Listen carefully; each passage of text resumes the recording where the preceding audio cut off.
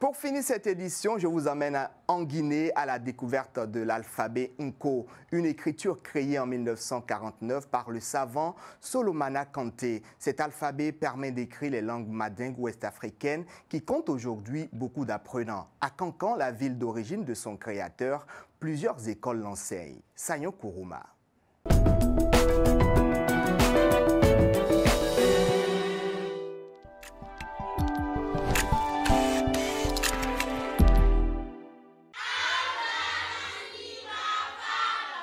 En haute banlieue de Kankan, l'école Nko de Nanfo Ismaël Diaby.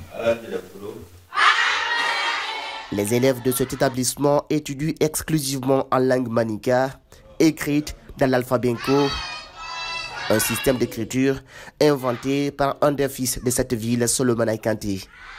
Apprendre à lire et à écrire dans sa propre langue, celle que l'on parle en famille, serait le seul moyen de développer le continent.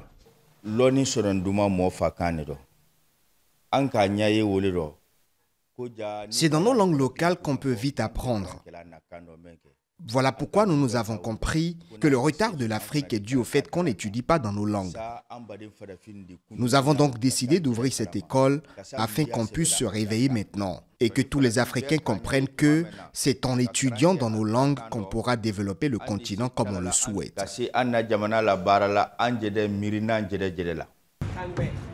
L'apprentissage des langues maternelles ne se limite pas qu'aux enfants. Mosebe, un autre adepte d'Nko, donne des cours de rattrapage à des adultes. Le retour à la langue maternelle dans l'apprentissage permet une meilleure compréhension. C'est en apprenant nos langues que l'Afrique pourra se développer. Voilà pourquoi je me suis intéressée au Nko. Et seulement un an d'études après, je suis meilleure que ceux qui ont fait des années dans l'apprentissage du français.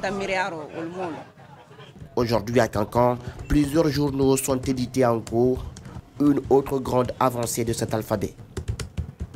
En Guinée, seule l'université de Kankan et celle de Kofi Annan ont introduit l'enseignement du Nko dans leur programme. Le Nko est une forme d'écriture à l'université de Kankan et fait partie des matières enseignées aujourd'hui en linguistique, en lettres modernes et dans d'autres départements comme le département anglais et le département arabe. L'écriture Nko a été inventée il y a 112 ans par le savant guinéen Solomana Kanté, originaire des Kankan. Cet alphabet revendique une identité linguistique du mandingue. L'écriture Nko existe de nos jours dans plus de 10 000 ordinateurs. Il est également enseigné dans plusieurs universités américaines et européennes.